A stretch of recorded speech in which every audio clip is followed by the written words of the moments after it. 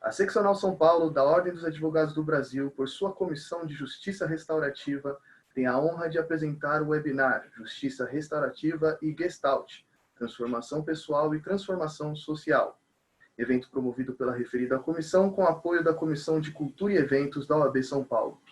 Informamos que este evento compactua com um dos Objetivos de Desenvolvimento Sustentável estabelecidos pela ONU, o objetivo Trabalho Digno e Crescimento Econômico.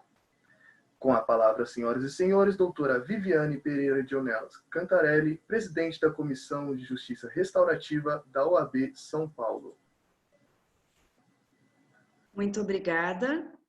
Aproveitando a sua fala, para agradecer a todos os funcionários que sempre nos apoiam com tanta dedicação e tanto esmero, agradecendo também nas pessoas do Dr. Caio e do Dr. Ricardo o apoio pelo evento, agradecendo também à Comissão de Cultura e Eventos da OAB São Paulo por possibilitar a gente realizar esse webinar. E para a nossa conversa de hoje, e agradecendo também quem está nos assistindo e as nossas queridas palestrantes, que eu já vou apresentá-las, nós convidamos a uma proposta de trocas e diálogos. Como vocês sabem, a plataforma dos nossos eventos nessa pandemia restringe um pouco a interação. Então, eu convido para quem tiver algum comentário ou alguma pergunta para uma das nossas palestrantes, para fazê-lo preferencialmente nessa janela que chama QA. Fica um pouco mais fácil da gente localizar as perguntas para a gente conseguir, com esses limites que temos, de vocês participarem, levando também as suas considerações e dúvidas. Então, eu gostaria inicialmente de agradecer o convite da doutora Fátima Caldas. Ela é médica neurologista pelo Departamento de Neurociências do Hospital das Clínicas da USP. Ela é especializada no conhecimento e estudo experimental da consciência e do comportamento em seus diversos aspectos, biológico, neurocientíficos, psicológico e transpessoal, com pós-graduação em neurociência, Einstein. Especializou-se em psicodrama, desculpem, pelo Instituto Sérgio Sapien, nunca sei, doutora Fátima, depois você me corrige, que meu latim não é muito bom. Formação em Gestalt, especialização em psicoterapia clínica integrativa, na Espanha. Especialização em psicanálise para crianças e adolescentes, do Instituto SEDES também. Curso de terapia sistêmica familiar na Itália e Espanha.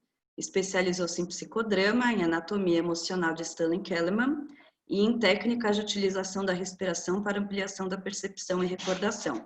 Diretora do Programa SAT Brasil, fundado por Cláudio Naranjo e membro internacional do Programa SAT, fazendo parte da equipe de terapeutas desde 2001 e autorizado pelo Dr. Cláudio Naranjo a aplicar o Eneagrama, atuando como terapeuta em vários países do mundo, como Espanha, Chile, México, Argentina, Rússia e Estados Unidos. Cofundadora e diretora do Instituto Gestalt de Vanguarda, Cláudio Naranjo, SP e BH. Professora de Gestalt em centros da Itália, Espanha, Argentina, Uruguai e Itália. Atualmente na educação, realizando espaços de Gestalt no programa SAT no Brasil e realizou encontros de educadores e simpósios no intuito de criar experimentação e desenvolvimento no quesito da Unesco, educar para aprender a ser. E conosco também a nossa querida doutora Ana Sofia Schmidt de Oliveira. Ela é procuradora do Estado aposentada, advogada integrante da nossa Comissão de Justiça Restaurativa da OAB São Paulo, especialista e mestre em Direito Penal e Criminologia pela Faculdade de Direito da USP. Ela é autora do livro A Vítima e o Direito Penal e diversos artigos nas áreas de Justiça Restaurativa, Vitimologia e Segurança Pública. Criou e coordenou na Procuradoria-Geral do Estado o Programa Estadual de Solução Adequada de Conflitos, de natureza disciplinar.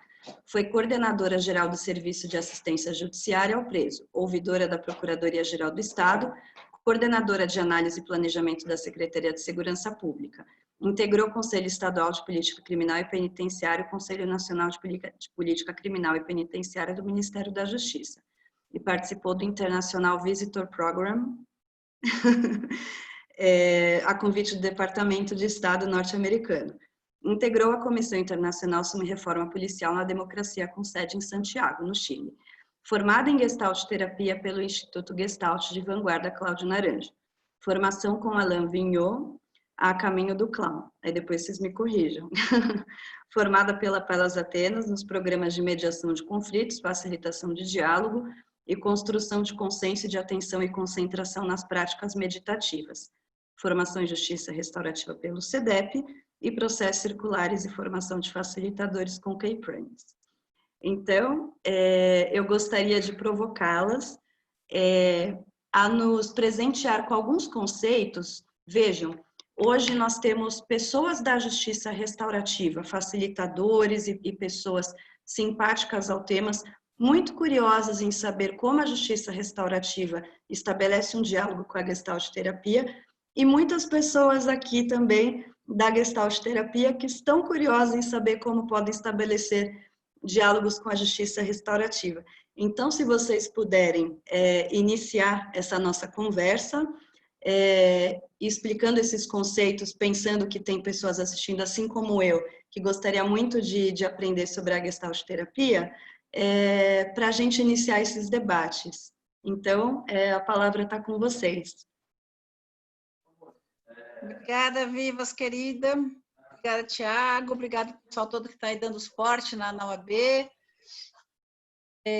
Nossa, estou muito, muito feliz de realizar esse encontro.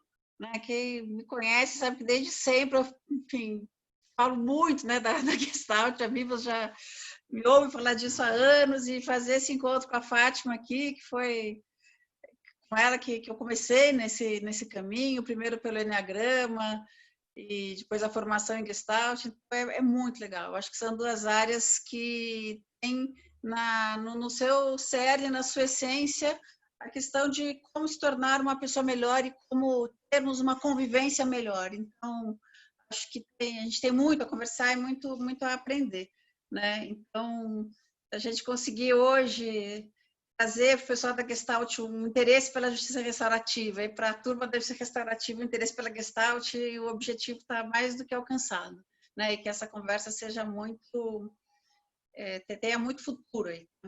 Um bom casamento, que venham vários filhos. Então, Fátima, você quer começar falando um pouquinho da Gestalt? E Vi, eu queria dizer, se teve algum problema no latim, no inglês, no francês, deu tudo certo, viu? E a conversa aqui, gente, vai ser muito informal, né? A gente vai fazer esse bate-papo, vai se atravessar, vai trazer o que tá presente. Não teve script, não teve ensaio, porque eu acho que é uma coisa que é muito característico tanto da justiça restaurativa, quando a gente está nos círculos, como está na Gestalt, de trabalhar com aquilo que está vivo, né? Com aquilo que emerge no momento. Se não for assim, não tem a vitalidade que a gente procura nas nossas relações. Então, é desse jeito que a gente vai. Você fala um pouquinho, Fátima, para esquentar aí sobre... Tem que abrir seu microfone. Boa noite para todos que estão ouvindo a gente. Né? Para mim também é uma alegria esse casamento, né? E há muito eu sinto que a Sofia é o gancho para esse casamento mesmo, porque ela anda pelos dois caminhos de uma forma muito profunda. Então, eu quero começar a falar para vocês um pouquinho o que é a Gestalt. Primeiro, que o encontro da Gestalt, para mim, foi encontrar com uma filosofia de vida, porque ela se propõe como uma filosofia de vida mesmo. Mais do que uma teoria ou do que um sistema de conhecimento, né? A Gestalt ela traz em si o experimentalismo teórico. Então, é um instrumento de conhecer a si mesmo aqui agora da forma mais espontânea possível, fazendo com que cada um possa, nesse aqui, estar entregue à sua própria presença e o desenvolvimento da consciência nesse momento. Então, é um instrumento muito rico da pessoa poder ser ela mesma. E se nós estamos falando, né, de encontro, de justiça, de restauração, tudo isso começa na própria justiça consigo mesmo, no encontro consigo mesmo, na restauração de si mesmo. E a Gestalt tem consigo essa filosofia de que a vida é aqui e agora, E se você aqui agora é responsável, no sentido não moral, mas no sentido de eu só sei o que está acontecendo comigo, no meu corpo, na minha emoção, no meu pensamento, e eu me responsabilizo pelo que está acontecendo aqui agora, e estou inteiro no presente, eu construo realidades mais espontâneas e mais verdadeiras. E não tem nada que mais cria encontro do que essa presença responsável e aberta. Porque pessoas são interconectadas, né? Dentro do conhecimento e da filosofia da Gestalt, ela é transpessoal. Ela parte do princípio que nós vivemos um fenômeno, um campo de interação. Então, não é um só, sou eu e o outro eu, comigo mesmo, eu com o entorno. E se nós não percebemos essa clareza que existe dentro da interconexão das pessoas, nós não transmitimos. E se nós não transmitimos, nós não escutamos, não aprendemos, não interagimos de verdade. Não tem encontro, não tem eu, tu. Né? E aquilo que surge desse encontro, como já dizia Buber também. Né? Essa preciosidade, vamos dizer assim, que é a filosofia da Gestalt, ela traz a possibilidade de ser acessível a qualquer pessoa, porque ela é educativa, ela é conhecer a si mesmo naquilo que é mais palpável, desde aquilo que é mais claro, que é o que você sente, o que você pensa e o que você faz aqui e agora. Tem essa perspectiva de integrar os três cérebros, né? De você poder ser cognitivo, emocional e, ao mesmo tempo, também ser instintivo. Ser uma pessoa que integra as suas partes, conhecer as partes e integrar as partes. Por isso que eu acho que o casamento entre integrar comigo mesmo, integrar com o outro, que essa filosofia traz consigo, casa muito bem com a restauração da justiça, primeiro consigo mesmo, depois com o entorno, com esse diálogo consigo e com o entorno. Né? Porque a justiça tem a ver também com você se sentir, né? Nesse sentido psicoterápico, no sentido da Gestalt, você se sentir que você está inteiramente justo ao que é, com a realidade de si, com a transparência, com a espontaneidade. Então, para começar a adoçar a boca. Como você sente, Ana Sofia, que dentro da Gestalt, como uma filosofia, ela casa com a justiça restaurativa, como filosofia de vida? Eu acho muito legal porque tem duas referências assim que são muito frequentes, tanto na Gestalt como na justiça restaurativa. Primeiro, que não é uma técnica, que é uma filosofia de vida. Né? Na justiça restaurativa, a gente fala isso com muita frequência. O que é a justiça restaurativa? É uma filosofia de vida para começo de conversa. Né? Não tem uma definição. E eu leio, tanto eu vou ler alguma coisa sobre Gestalt, como quando eu vou ler alguma coisa sobre justiça restaurativa, sempre tem essa referência. Essa, ou a JR, ou a Gestalt, começou com uma prática e a teoria veio depois. Então, eu acho que esse nascimento, esse conhecimento que vem da experiência, isso traz muita força, traz muita vitalidade. Né?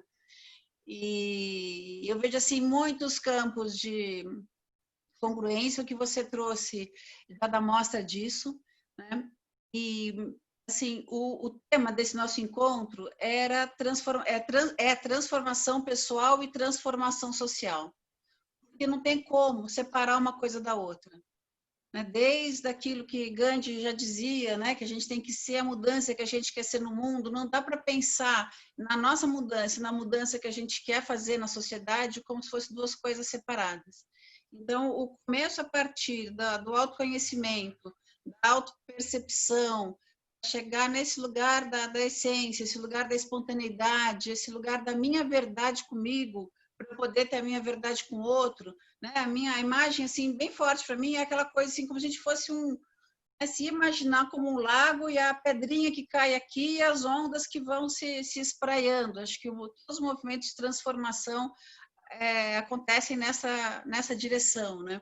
Então, se a Gestalt ajuda a gente a ter esse olhar para dentro e também para o outro, mas a partir desse lugar, né, a justiça restaurativa precisa disso, precisa dessa conexão mais profunda.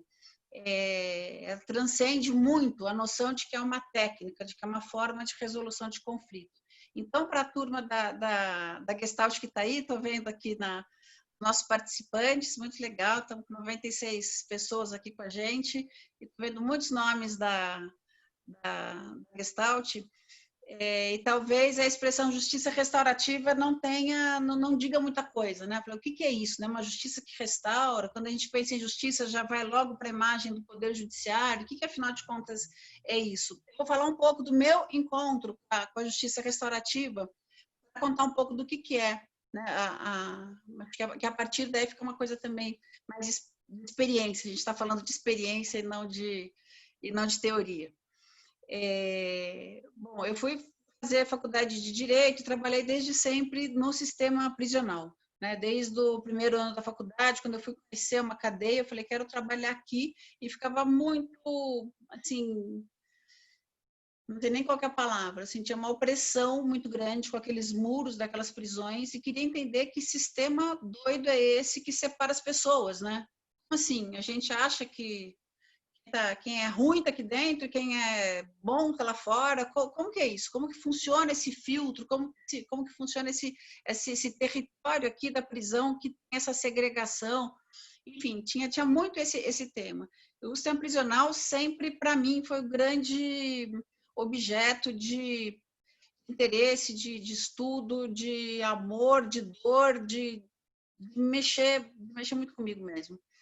E eu fui fazer uma viagem para os Estados Unidos para conhecer o sistema prisional norte-americano, e eu já trabalhava há muitos anos na defesa daqueles acusados e dos réus e dos presos que não tinham como pagar seus próprios advogados.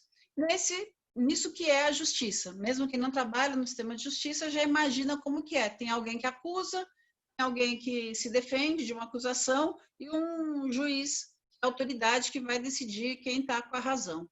Então, no sistema penal, no sistema criminal, a estrutura é essa, né? É a pena como castigo, né? A crença de quem comete algum crime, comete algum desvio, precisa ser punido, precisa ser responsabilizado por aquilo, ser excluído da sociedade, né?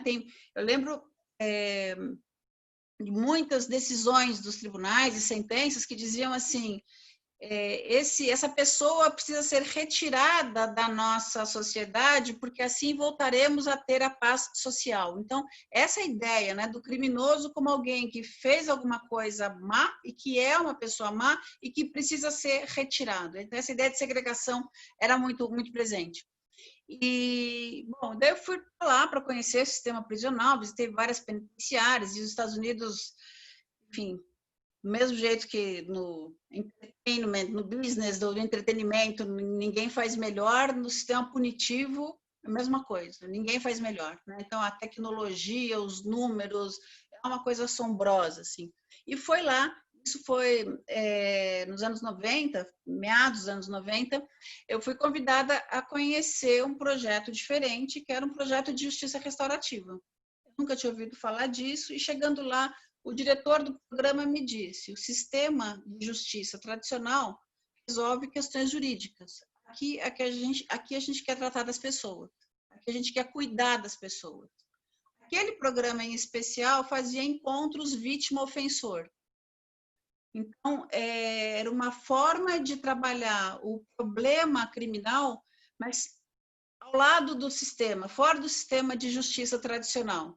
Então, existiam facilitadores, né, de justiça restaurativa promovendo esses encontros, as pessoas se escutavam, a oportunidade de ouvir do outro suas histórias, isso é fundamental na justiça restaurativa, escutar as histórias, né? E aí, aquilo que no sistema de justiça tradicional é apenas um fato e uma pessoa que cometeu um fato, né? O criminoso, quando comete o crime e é condenado, ele fica estigmatizado por aquele fato. E é aquilo que o define. Ele se define a partir daquele fato e é definido pelo grupo a partir daquele fato. na justiça restaurativa, nesses contatos, nessa contação de história, nesse compartilhamento de várias circunstâncias, aquele fato é um fato. Aquele fato não define a pessoa.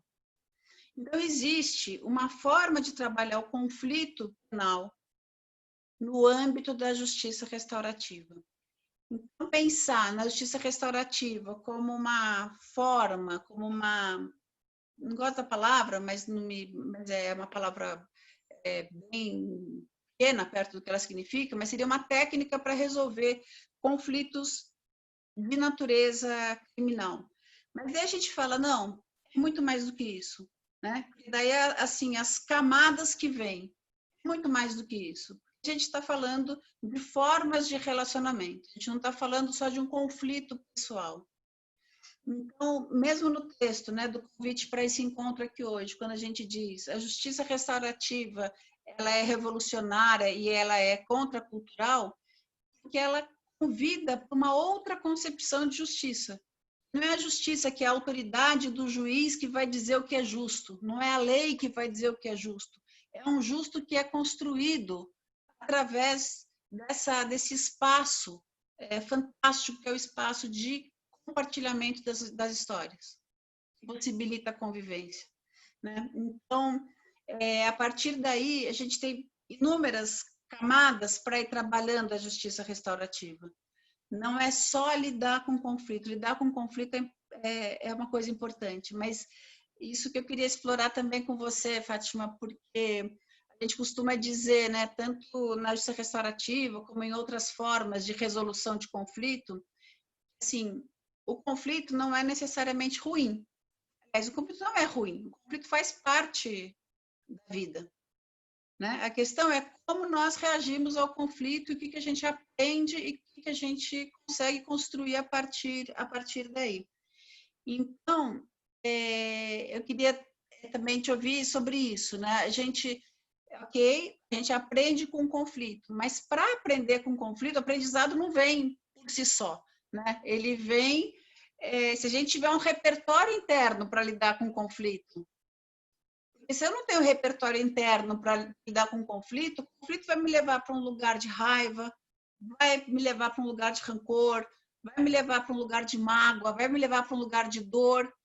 Eu não necessariamente vou conseguir sair dali, né? Então, isso a gente vê, né, tanto hoje, né, o que todo mundo polarizado que a gente vive, de acirramento, de competição, muitas das coisas que são assim culturais, né, no nosso meio, paradigma da competição, de enxergar o outro como inimigo, se tá bom para ele não vai estar bom para mim, porque não tem abundância para todo mundo, enfim. Então a gente tem umas formas culturais de encarar o conflito e a gente busca, se a gente quer aprender do conflito, a gente precisa ter outros mecanismos, né? Outras formas. Então, eu queria te ouvir um pouco disso, porque a Gestalt trabalha muito com as polaridades e com a questão do conflito também, né?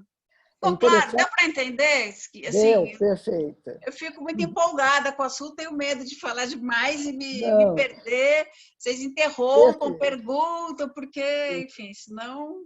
Então, uma coisa que eu acho muito interessante, né, como as buscas se encontram também, então, como você tem essa busca do conflito que existe no mundo, né, a minha busca sempre foi de conhecer esse conflito que existe dentro, né, porque as pessoas se comportam como elas se comportam e porque existe, né, no desenvolvimento das pessoas esses estados internos onde tem tanta luta. E também a curiosidade de saber como é que é esse conceito desse que é considerado o mal e o bem, né? Daquilo que foi feito certo, foi feito errado. De onde vem isso, né? Exatamente no comportamento humano, desde a ciência mais minuciosa do cérebro, até passar pelas linhas psicoterápicas, as filosofias e todas as linhas que podem, até as religiões, de como estudar o ser humano nessa essência do comportamento dele, né? Quem é ele, na verdade. E dentro disso, a Gestalt tem uma habilidade enorme, porque ela trabalha de que nós somos um campo experiencial, e um campo experiencial relacional, tanto relacional consigo mesmo, quanto relacional com o mundo e de uma forma fenomenológica. Quer dizer, não tem o sabido e aquele que vai te dizer exatamente o que deve ser, mas não, o campo, o fenômeno revela. E que dentro do fenômeno é que se pode compreender os comportamentos e as interações de uma forma mais livre e de um ponto de vista horizontal, né? Então, esse estudo do comportamento, ele leva a uma visão muito clara de que o ser humano ele funciona com polaridades e que essas polaridades elas acontecem justamente pela adaptação social, que começa na própria família, que é uma essência nascendo dentro de um sistema que começa pelo sistema familiar e que se expande pelo sistema em torno. Então, cria uma adaptação, cria uma persona, cria uma forma de adaptar e de sobreviver. E dentro dessa visão da Gestalt existe uma bondade intrínseca, mas que ao ser transformada e adaptada, ela cria níveis de tensões e de conflitos entre o bem e o mal, a sombra e a luz, o errado e o certo, tudo aquilo que dentro de um determinado sistema vai favorecer ou desfavorecer, mas que no fundo está buscando atender uma necessidade mais profunda de cada indivíduo. Então, dentro dessa visão, o estudo do ser humano através da percepção de que existem conflitos internos que se revelam nos conflitos externos e que, uma vez que todo esse campo é conhecido, estudado, ou seja, ouvido, a escuta interna, a escuta externa, que é essa proposta onde eu sinto que casa tanto, né, com a justiça restaurativa, porque parece que a justiça restaurativa entra num campo de restaurar uma coisa muito parecida que a Gestalt faz. Ela não faz a partir de um crime, né? Mas ela faz a partir de algo no indivíduo que dói, que machuca, que criou tensão, que criou conflito, e que, na verdade, é o mesmo, só que está refletido em níveis mais graves, vamos dizer assim, de comportamento. Então, ela tem muito recurso para que possa entender que, dentro de um indivíduo, funciona parecido com justiça. Tem o lado que faz, o lado que briga, o lado que julga, o lado que permite. Então, todos esses eus internos, vamos dizer assim, que uma vez que eles possam ser vistos, tanto dentro quanto na relação humana, eles criam um campo de restauração de comunicação, que é justamente essa roda, vamos dizer assim, esse princípio de colocar todos iguais, que a Gestalt também tem, de sentarmos todos no mesmo nível, todos de uma forma igual, todos terem espaço de expressão, e a partir desse espaço de expressão, que eu sinto que a Gestalt enriquece muito, porque a expressão não é só uma palavra, ela vê a expressão como todo o corpo, todo o contingente emocional, todo o conteúdo da palavra, mas também a forma de falar, porque ela traz também o organismo vivo, né? Que nós temos uma sabedoria organísmica e que ela está retesada justamente pelos conflitos. E é que a partir do momento em que nós podemos abrir e deixar que venha esse conteúdo que não é só da fala, né, que é um conteúdo da expressão física, da emocionalidade, da presença do outro, como o outro reflete em mim, como eu tenho um reflexo no outro, tudo isso se revela e libera algo que a gente chama de sabedoria organísmica, que sabe por onde ir. Ou seja, quando a gente abre esse campo, naturalmente a gente encontra saídas. Mas quando a gente repete padrões que são fechados, que não tem espaço de escuta, que não tem espaço de troca para que isso se revele, né, para todos esses lados se revelar do conflito, não tem espaço para o novo.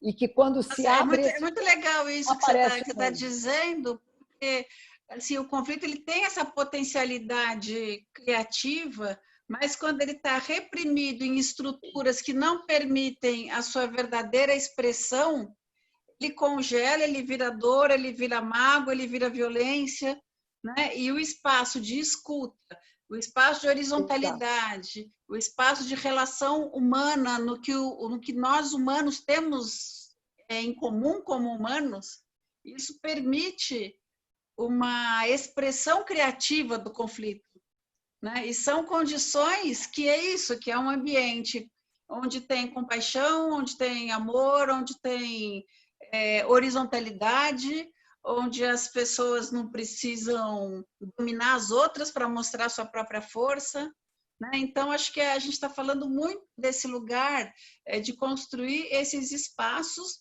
para que o melhor de cada um possa aflorar, né? Eu lembro muito de um dos terapeutas na minha formação que ele dizia, uma coisa que a gente ouve muito nessa restaurativa, o nosso trabalho é ser a melhor versão de nós mesmos, né? Então, acho que é nesse espaço, ou no espaço do setting da Gestalt, ou no espaço do círculo da justiça restaurativa, que é isso que nós temos pode desabrochar, né? Eu posso fazer uma pergunta? Ai, desculpa, Fátima. Claro. Só complementar isso, porque o interessante que eu vejo, né, nessa reestruturação das possibilidades, né, é que quando nós abrimos um campo, e esse campo de escuta se abre na horizontalidade, é como se a gente estivesse abrindo o colo de uma mãe que pode escutar um filho, um espaço familiar que tem lugar para cada um. Que é interessante porque o fenômeno psicoterápico, o fenômeno de trabalho consigo mesmo, de transformação pessoal, ele advém de você se abrir para poder se ouvir de verdade. E ao ouvir de verdade, você poder ouvir todas as suas partes. E você abre espaço para verdadeiramente ouvir todas as suas partes, às vezes dói, né? Para ouvir alguma. Mas quando a gente abre esse espaço, é mesmo que acolher esse espaço. É o primeiro passo do amor. Porque essa aceitação de si mesmo, para poder ser a melhor versão de si mesmo, começa por um espaço de abrir-me e aceitar a realidade. Então, o acolhimento da realidade já é um grau de aceitação de si mesmo, ou seja, eu aceito que essa é a realidade e eu olho para ela.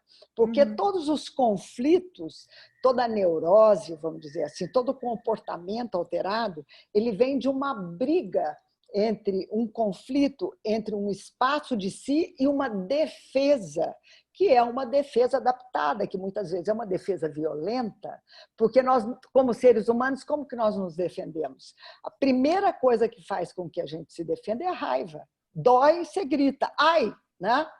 E a raiva tem várias formas de se transformar. Ela pode se transformar num menosprezo, numa superioridade, ela pode se transformar numa soberba, certo? Ela pode se transformar num espaço de menos-valia, de autopunição, certo? Então, as formas de reagir àquilo que chega e toca e machuca cria diversos comportamentos. E quando nós abrimos para ver a verdade do nosso comportamento, nós naturalmente vamos chegando na causa daquela forma de se comportar dessa maneira. E ao chegarmos nas causas, nós vamos abrindo o coração para nós mesmos. Nós vamos criando uma receptividade da verdade, uma aceitação de si mesmo, e aí a compreensão, o insight, a capacidade afetiva por si mesmo vai abrindo. E quando nós vamos restaurando essa capacidade de aceitar humanamente a nós mesmos, nós vamos nos tornando mais humanos. Mas aí já não falo na humanidade no sentido de que temos sombra e luz, mas na humanidade, como somos capazes de sentir mais amor, mais compaixão, com isso mais solidariedade, mais abertura, primeiro começando com a gente mesmo. E quando nós temos esse espaço de acolhimento para si mesmo e para o outro, começa esse processo de desencadear uma afetividade positiva. Verdadeira, né? Porque a afetividade para o outro só pode ser verdadeira se vier desse lugar, desse autoacolhimento, né? Se a gente for um colo de mãe para a gente mesmo, né? Exato. E uma roda que escuta é um colo de mãe. E quando eu falo de colo de mãe, eu falo nesse lugar de mãe, né? Mãe que acolhe, que nutre. Porque ser mãe de um jeito ou de outro jeito, pai de um jeito ou de outro jeito, também dependeu de como nós fomos tratados, de como nós fomos adaptados, de quais foram as nossas defesas, e se essas defesas são agressivas, são autoagressivas, são punitivas, são castigadoras, são superiores. As nossas defesas criam personas, né? Nós temos, dentro dessa linha da Gestalt Viva, um método de poder enxergar as personas também, que é o Enneagrama, que Cláudio Naranjo, que trouxe a Gestalt Viva, também trouxe, que é uma forma muito preciosa de enxergar essas couraças, esse jeito de funcionar, né? E que, para mim, isso devia ser educacional, devia ter na escola, porque eu acho que a nossa civilização precisa voltar a compreender que conhecer a si mesmo é algo necessário para uma própria existência. Você vai conhecer sobre todas as coisas, menos sobre você mesmo, né? Não tem um lugar natural, né? Uma cultura que prega, vamos nos conhecer, por que você chora, por que riu, por que fez isso, por que fez aquilo, porque seu comportamento foi esse ou outro. Então, eu sinto que quando a justiça restaurativa abre um espaço para ouvir alguém que cometeu um ato, certo? Que tem uma gravidade social, ela está abrindo essa roda. E a psicoterapia Gestalt, quando ela abre uma roda, ela está trabalhando a mesma coisa num grau menor, né? Que é como você feriu o seu amigo, por que você está se sentindo mal com o que o outro fez, por que é que você se sente assim com as suas próprias coisas, né? São níveis de gravidade de uma mesma coisa, que começam dos conflitos que começam dentro da própria família, dentro de nós mesmos, dentro da própria relação. Então, eu vejo que isso é uma cultura que precisa ser desenvolvida. Sim. A cultura... Bom, a Viva, acho que tinha uma pergunta. Na verdade, é uma pergunta minha mesmo.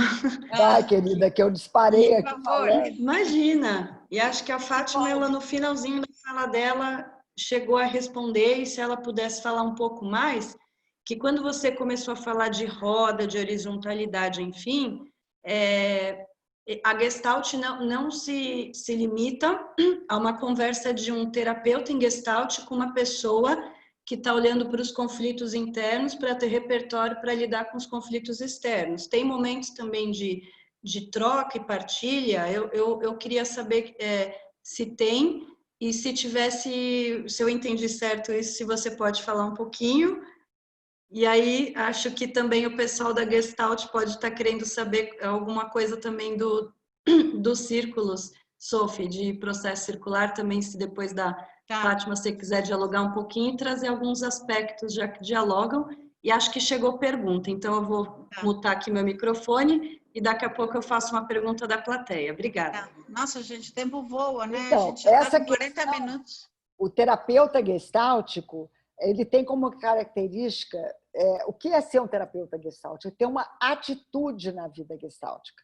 Que é qual atitude? Que é justamente essa de passar por um processo de autoconhecimento, onde ele é o mais transparente, o mais verdadeiro, que mais conhece de si mesmo, e essa é uma busca para a vida inteira. Então, ele trabalha com a pessoa, certo? Criando um campo de igualdade. Você é uma pessoa e eu sou uma pessoa. Tá? E é nessa interação horizontal.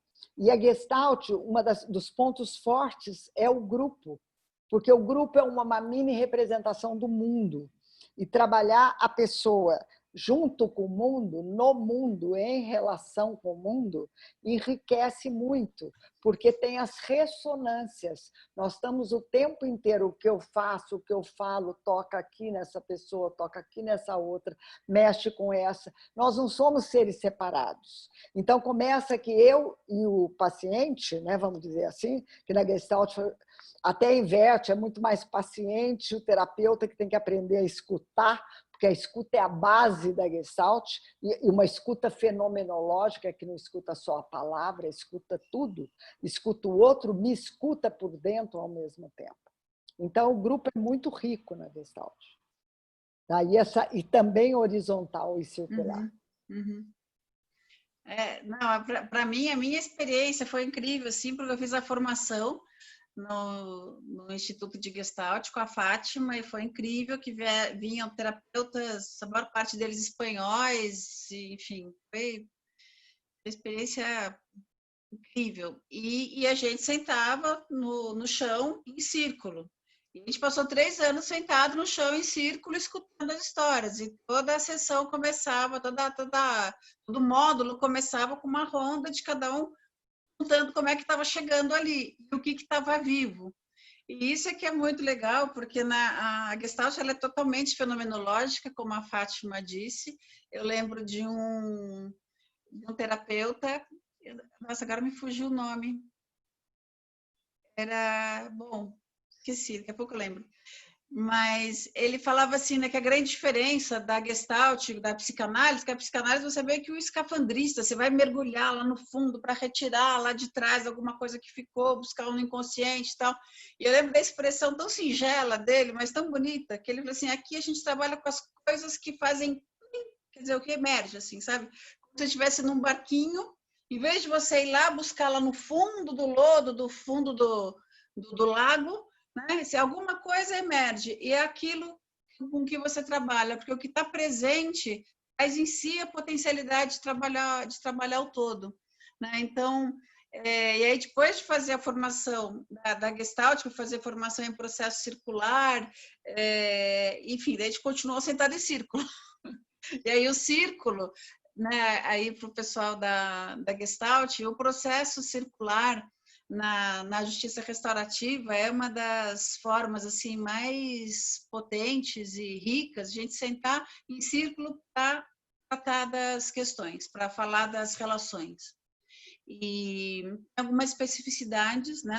O círculo tem um centro que é construído, alguns rituais para criar aquele espaço, que é um espaço sagrado no sentido que é diferente do espaço do dia a dia, então não é uma conversa de blá blá blá, não é um bate-papo entre um grupo de pessoas que se conhece, é uma conversa profunda de almas que se querem conhecer, né? Conhecer a si e conhecer umas às outras.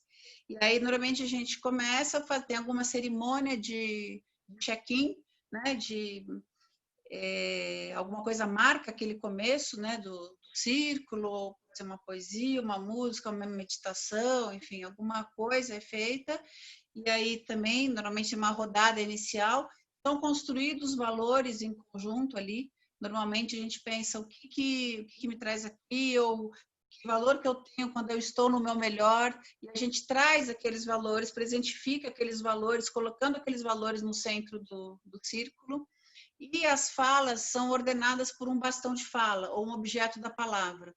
Isso tem, enfim, todo mundo diz, é quase que um chavão assim na justiça restaurativa, que essas práticas circulares, elas têm origens ancestrais, né? Isso vem dos povos primitivos, das primeiras nações, dos povos indígenas, que quando tem algum problema, não fazem o que o nosso sistema prisional faz, que é tirar aquela pessoa e jogar lá num depósito de gente na prisão, né? Não, vai buscar saber o que aconteceu para integrar aquela pessoa. E como é que você integra?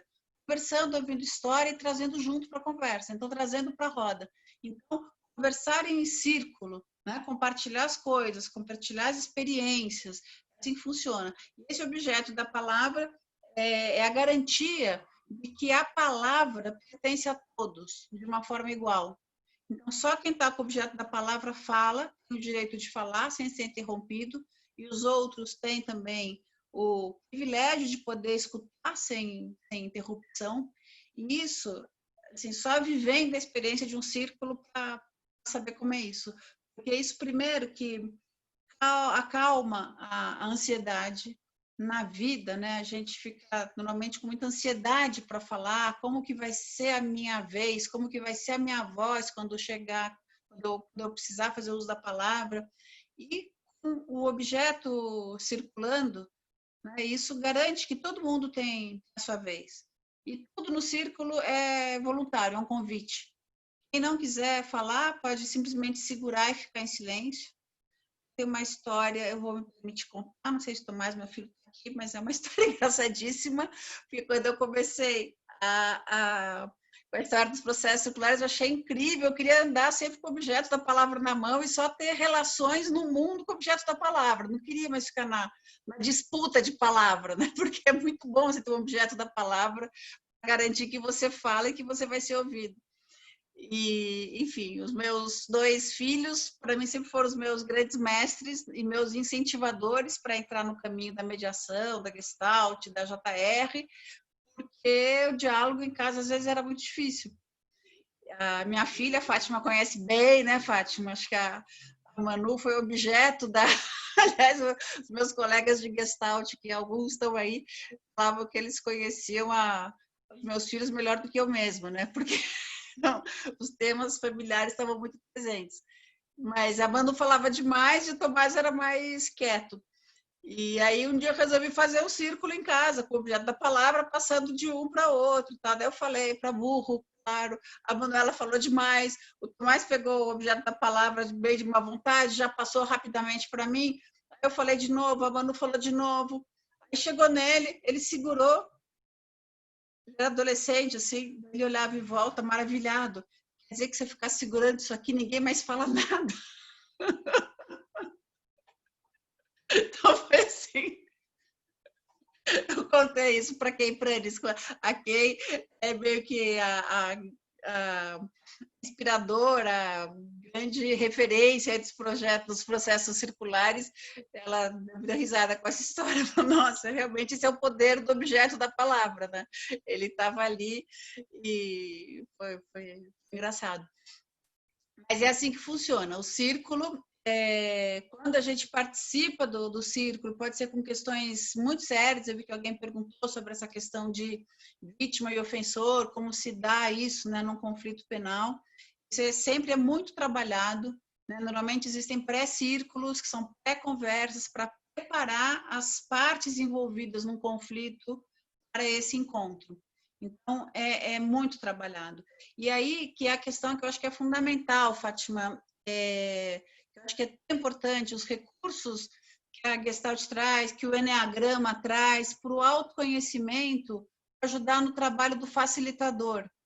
Porque o facilitador, num círculo, ele não tem hierarquia em relação às outras pessoas, ele está sentado no mesmo nível, ele participa com as suas dores, com os seus conflitos, com as suas questões, ele está ali inteiro, transparente e autêntico, né? Participando. É diferente da postura de alguém que está de fora, dono da verdade. Ele está ali inteiramente presente.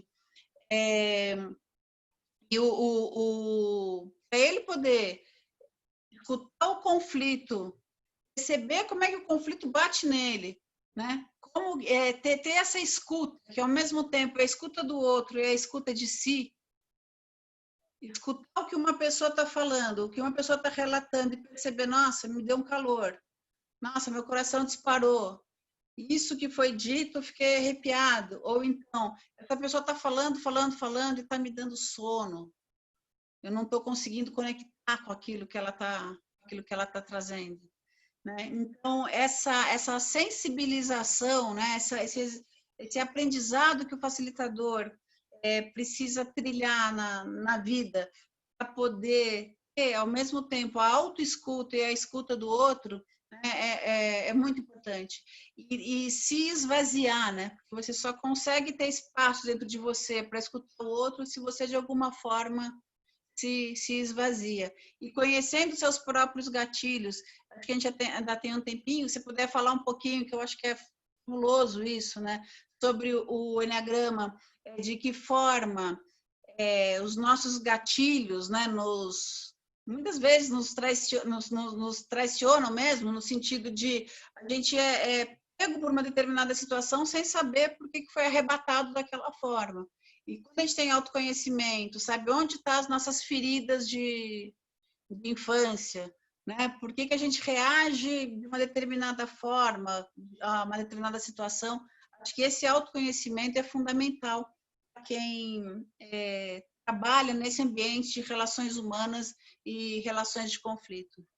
Uma coisa que você me deu um gancho para uma coisa que eu acho que é muito importante é que é preciso entender que não é exatamente ter que fazer uma terapia no sentido de que todo mundo entende a psicoterapia.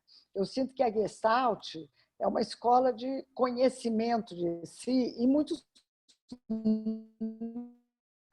porque você poder entender esse seu funcionamento e falar com você por dentro e falar por fora é uma escola de fornecer a possibilidade de se experimentar aqui e agora para você perceber onde você vive. É um dar-se conta. E você começar a perceber, que é isso que o Enneagrama traz, que você se dá conta só de alguns pedaços de você mesmo. Tem gente que se dá conta muito da emocionalidade e vive na emocionalidade. Tem gente que se dá conta do que faz. E tem gente que só se dá conta do espaço mental, vamos dizer assim. E tem um desequilíbrio das partes, né? Com isso cria polaridades. E o Enneagrama é um mapa de você perceber onde estão suas polaridades. Onde é que você é muito e não se deixa experimentar o outro lado dessa polaridade. Por exemplo, pessoas muito para fora, que são muito para fora, porque tem mecanismos de desconectar de si mesmo quando vem um desconforto. Pessoas que são muito para dentro, que têm um mecanismo de desconectar do mundo porque tem um desconforto. Ou seja, todas as dinâmicas da personalidade, por esses tipos de personalidade que traz o Enneagrama, que é como se fossem janelas para olhar o mundo que cada pessoa tem, que vem da infância. Cada um põe um óculos daquela história infantil que viveu, de como eu sou, de como é o mundo, como eu significo dentro da família, e cresce com aquele óculos, enxerga tudo com aquela subjetividade. Então, esse mapa desconstrói as subjetividades. Sim. E, de repente, te dá a noção de que cada um funciona de um jeito porque tem uma estrutura, mas que, no fundo, todo mundo sente igual.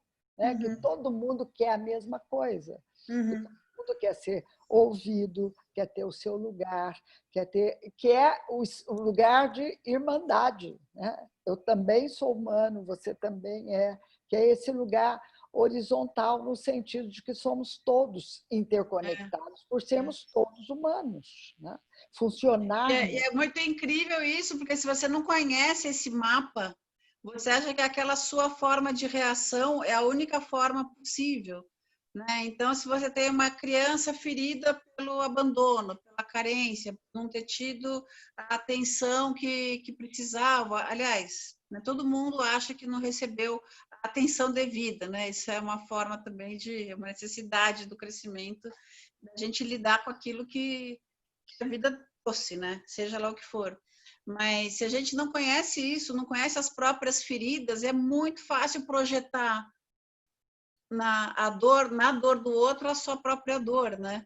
E aí por isso que eu acho que o Enneagrama assim é um caminho fantástico de autoconhecimento. E tem muita desinformação, né, Fátima, sobre Enneagrama. Você bota Enneagrama no Google, tem lá 500 coisas, você faz o teste do Enneagrama em 5 minutos para saber qual que é seu número, né? Porque o Enneagrama, para quem não conhece, é um verdadeiro mapa mesmo da personalidade, né? A forma como a Fátima traz e ensina, que ela é autorizada pelo Cláudio Naranjo, que foi quem trouxe o Enneagrama para o Ocidente, depois de ter sido iniciado, tem toda uma história linda sobre isso. De repente a gente faz um dia uma conversa só sobre Enneagrama, é um universo isso, mas assim, é uma forma tão cuidadosa, tão responsável, tão profunda, né? Então, tem uma dimensão do Enneagrama que eu acho que é uma ferramenta assim de autoconhecimento e de potencialização das relações humanas que é fantástico, né? E o que eu acho mais interessante é que é um conhecimento acessível, né? Você não precisa ser especializado em nada, né? Porque eu acho que tem esse conceito também, né, dentro da justiça, do círculo, pelo menos, desse círculo de paz, né, que não precisa ser especializado em nada, precisa ser gente disposto a sentar na horizontalidade, né? Que se encara os mapas de percepção de si mesmo, também com essa forma de horizontalidade, de conhecimento, de entender o seu próprio funcionamento. Isso não é algo que tem que ser um processo psicoterápico, que é algo que é da dimensão da terapia. Não, é da dimensão da informação, antes de mais nada, sobre si mesmo, do conhecimento, da educação, da cultura. E é algo muito prático, muito fácil, vamos dizer assim, no sentido da acessibilidade. E dentro disso, eu sinto que essa soma com a Gestalt, que é uma maneira de estar no mundo também, porque ser um terapeuta gestáltico é simplesmente você querer ser também um agente de transformação. Nós temos nas nossas formações pessoas que nem vão trabalhar com isso, mas a gente naturalmente diz que já passa a ser um agente de transmissão. Porque quando eu lembro muito do Gerardo Ortiz, que foi maravilhoso num dos módulos dele na Gestalt. Daí no final, tinha coisa, supervisão, trabalho com quem ia começar a atender, e tinha muita gente que dizia, não sei se eu vou ser terapeuta. E aí eu acho que é muito interessante também a gente trazer isso, porque quando a gente está ou na mediação, ou está no processo circular, podem emergir conteúdos emocionais, conteúdos psíquicos profundos, e o facilitador, que não tem formação nas áreas psi, pode falar, nossa, será que eu vou ter instrumental para lidar com isso? Será que se eu avançar aqui, eu vou estar fazendo terapia? O meu campo é só o processo circular ou é só a mediação? Um pouco essa questão de limites entre as áreas de conhecimento. Tal. Será que eu estou invadindo o campo de um profissional psi se eu estiver trabalhando com esse conteúdo que emergiu aqui nesse círculo agora? Eu pessoalmente já vivi isso também. Eu lembro do Gerardo falando assim para essas pessoas que diziam ter dúvidas se seriam ou não seriam terapeutas. E ele falou assim, se você está no seu caminho, com verdade, com honestidade, a busca do seu melhor, de ser uma pessoa melhor, quem tiver você vai inspirar quem estiver perto de você. E aí você pode não ter uma plaquinha na sua porta ou um cartãozinho de trabalho, mas você vai ser um terapeuta anônimo. E aí eu achei muito inspirador isso, porque esse compromisso com a verdade, esse compromisso com o ser, esse compromisso com o outro, esse compromisso de melhorar esse campo, de trazer relações mais ricas, de aprender a escutar, de desenvolver compaixão, de se amar para poder amar também. Isso tudo faz todos nós terapeutas anônimos, terapeutas no sentido de possibilitar caminho de cura, caminho de melhora, de melhores relações, de relações mais saudáveis, Então acho que é legal isso, assim, de falar que todos seremos terapeutas. Nisso que você está colocando, uma coisa que é fundamental, que é a noção de que a gente tem, de que a gente precisa ser um ideal. O ideal de si não é o melhor de si. Porque o ideal é algo idealizado. O melhor de si tem a ver muito mais com essa abertura e essa coragem para olhar de verdade para si mesmo. Porque se nós temos coisas reprimidas por causa da adaptação, no corpo, tudo que é reprimido vai sair por algum lugar. Então, sai por comportamentos, sai por posturas, Tudo que... Então, se você não conhece, você não pode eleger por onde sair. Você não... E isso, se você abre para enxergar os seus lados, onde você é ciumento, onde você é raivoso, onde você é invejoso, onde você é medroso, onde você é orgulhoso, onde você tem uma ira reprimida e que critica. Se você não abre para conhecer o seu funcionamento, de onde vem isso, antes de mais nada, aceitar esse espaço de olhar para os seus comportamentos bonitinhos e os não tantos, você não consegue compreender o que está atrás. E isso é uma dinâmica que acontece naturalmente se você se abre. Quanto mais não, e como é bom, como é libertador, você está numa situação e fala, nossa, eu senti uma inveja, Ou, nossa, bom, eu sou entregando, né, para quem conhece o Enneagrama, 4 aqui falando. Então, fazer as pazes com isso, reconhecer isso e falar, ok, é isso, mas como que eu posso transformar, né? Por isso que também no convite para o nosso encontro de hoje, isso. Como fazer para que o ego não seja uma barreira para o trabalho com o outro, mas um instrumento a serviço do outro? Isso, Porque quando né? eu conheço as minhas dores, quando eu conheço as defesas que eu precisei construir para me defender daquilo que a vida me apresentou, né? Quando eu tenho coragem de olhar para isso e posso falar isso assim abertamente, hoje não tenho mais constrangimento de falar dessas minhas questões, porque eu acho que elas são comuns a todos nós, né? Quando a gente olha isso e isso é tranquilo, é muito pacificador. Exatamente por causa do que você disse, que a gente não sai daquele padrão do ideal, né?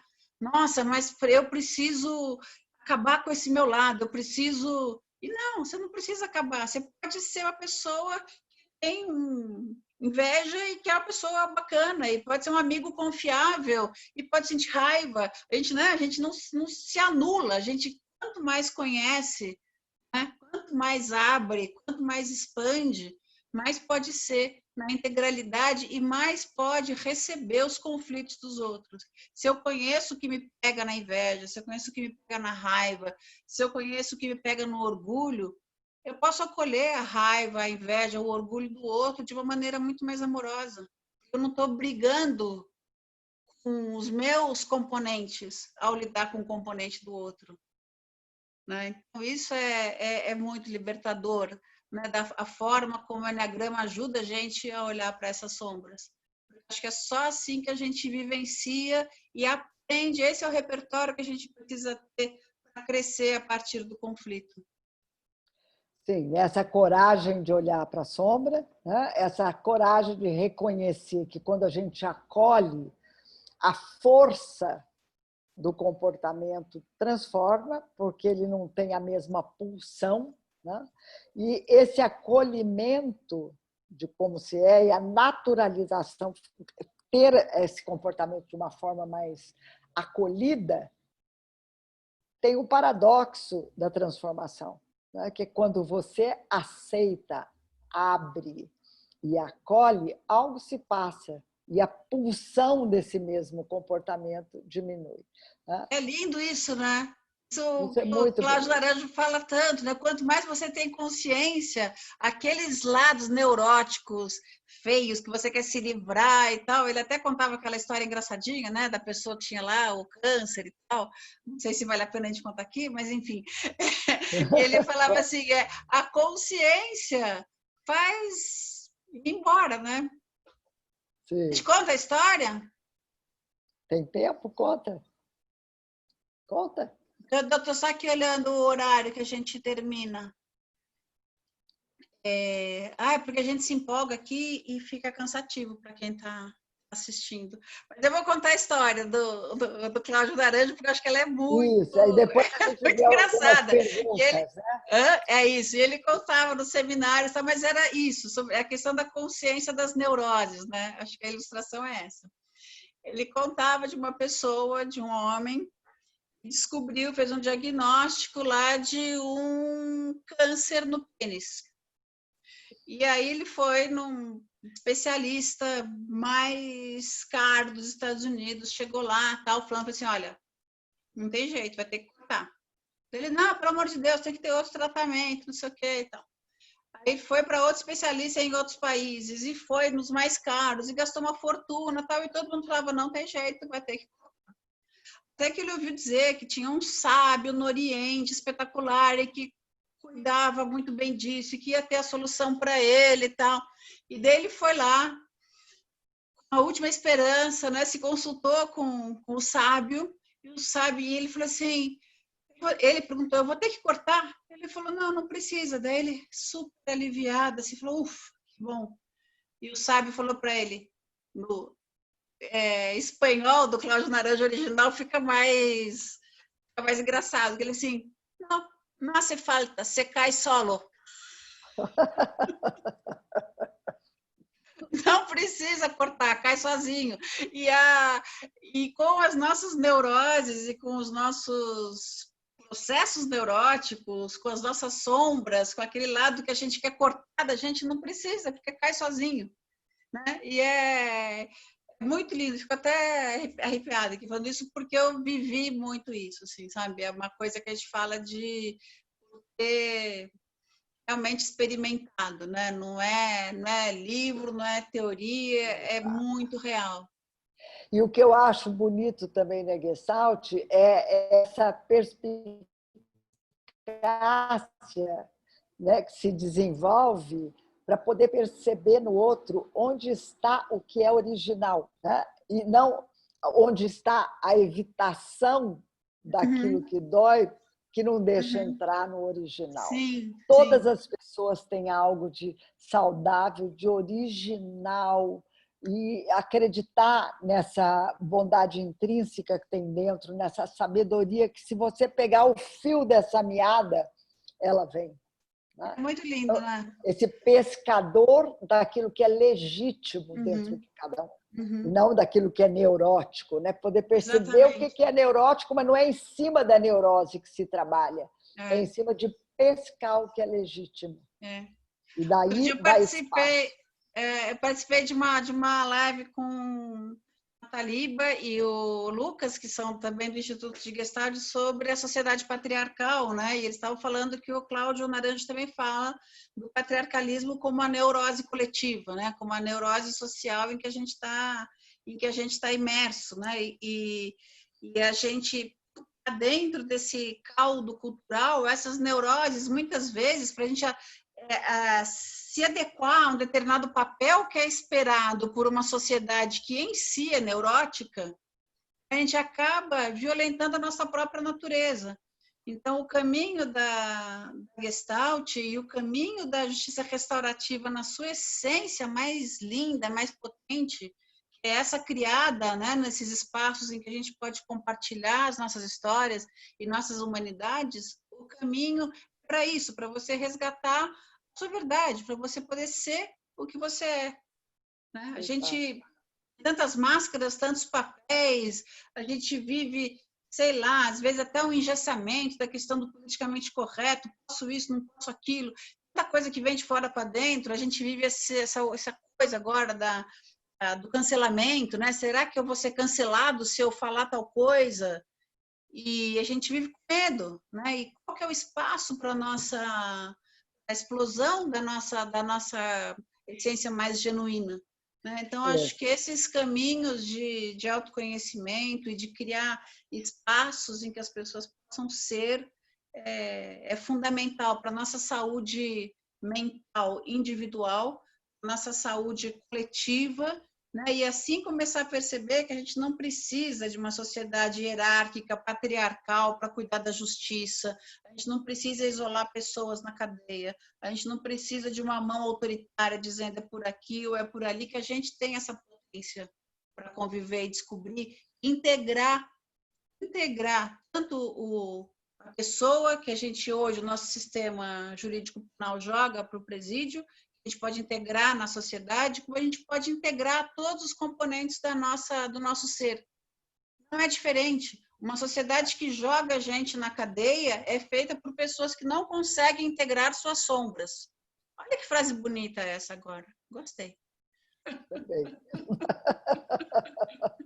Também.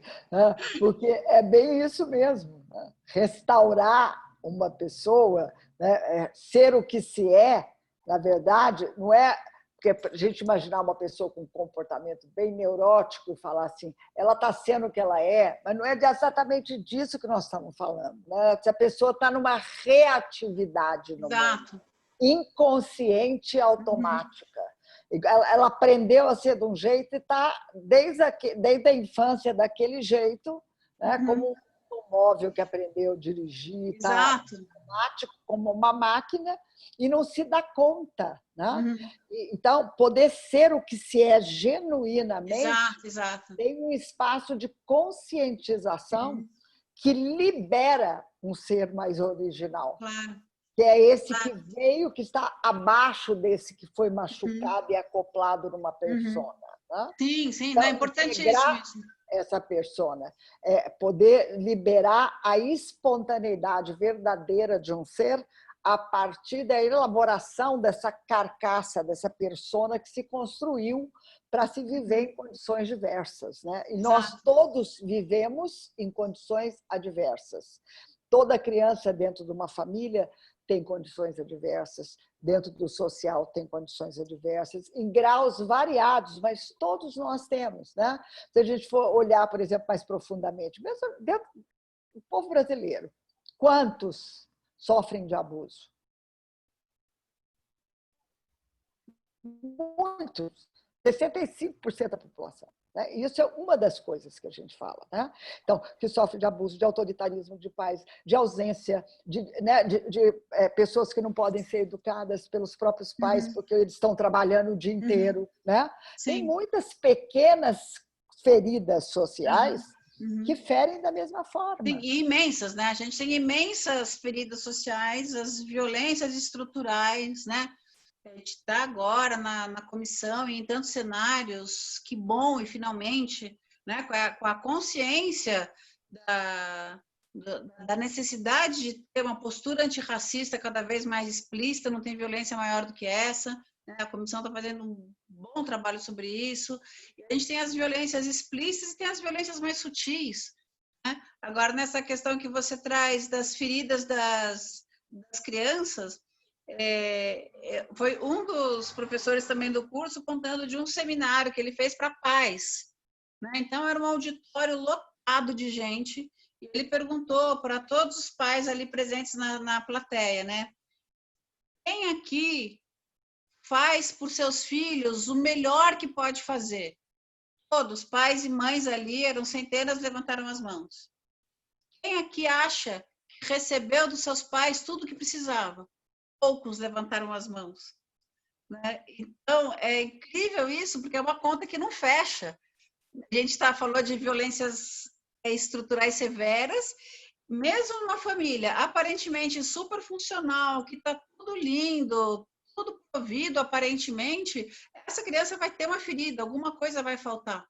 Né? Isso faz parte, e como a gente reage a isso. Claro que são diferenças imensas assim de violências na infância, mas eu acho que esse exemplo, né, isso que ele contou desse seminário para pais, mostra isso. Você, como pai e mãe, dá o seu melhor, mas você nunca acha que o que você recebeu do seu pai e da sua mãe foi o melhor que você precisava. Sabe o que eu acho também uma coisa muito interessante, que dessa época eu sinto que está cada vez mais ocupando o espaço para que a gente possa compreender, né? Algo que Sócrates já falava e que também a gente, com relação ao autoconhecimento, né? E que também tem a ver com o enigma da esfinge, decifra-me ou devoro. A sensação que eu tenho, sendo uma pessoa que trabalha muito com o comportamento, com as histórias, com a constituição humana, né? Que essa trama da Constituição, de uma maneira de ser, é o enigma que nós temos que desvendar. Né? É que o sentido da vida, primeiro a gente nasce dos pais como um marceneiro, né? Moldando, e depois a gente nasce da gente mesmo, né? Que é esse ressurgir que tantas linhas espiritualistas falam. Primeiro a gente nasce dos outros, depois a gente tem um nascimento da própria essência. Ou seja, quando você começa a perceber todos esses enigmas e começa a se liberar dessas cascas de comportamento, dessas Sim. lentes de ver o mundo que vem da infância. E começa a viver uma coisa mais original. Sim. O Cláudio Naran falava que o sentido da vida é, por exemplo, se você nasceu um tomate, uma semente de tomate, seu sentido é desabrochar e ser todo o tomateiro que a sua semente programou em si mesmo. Né? E que nós crescemos querendo ser laranja, abacaxi, abacate, porque a sociedade diz que tem que ser assim, se não é assim, Exato. não cabe, não cabe. Então, como é que é esse descobrir a sua própria semente? Sim. Esse é um processo de... É lindo, né? Do a coisa da autoconhecimento. a educação é isso também, né? Tem uma outra referência, enfim, que eu acho que conversa muito, né, com o que a gente está falando aqui hoje, que é a CNV, Comunicação Não Violenta, e tudo que o Marshall Rosenberg ensina. E daí 2 coisas dele que eu queria trazer para a nossa conversa. Primeiro que ele fala, é uma coisa que é importante a gente repetir sempre, todo mundo já conhece isso, mas é muito fundamental, que ele fala que toda a manifestação violenta é a expressão desesperada de uma necessidade não atendida. E depois que você percebe isso, ele fala, quando você consegue perceber isso, acontece um fenômeno incrível, que você nunca mais vai ser vítima de violência, porque você não enxerga o ato de violência, você enxerga a necessidade da pessoa que está por trás daquele gesto. Claro que precisa, né, muito trabalho para chegar nisso, mas a gente caminha para essa percepção. E outra coisa que ele traz é uma história também que eu adoro, né, com a história do tomate me fez lembrar.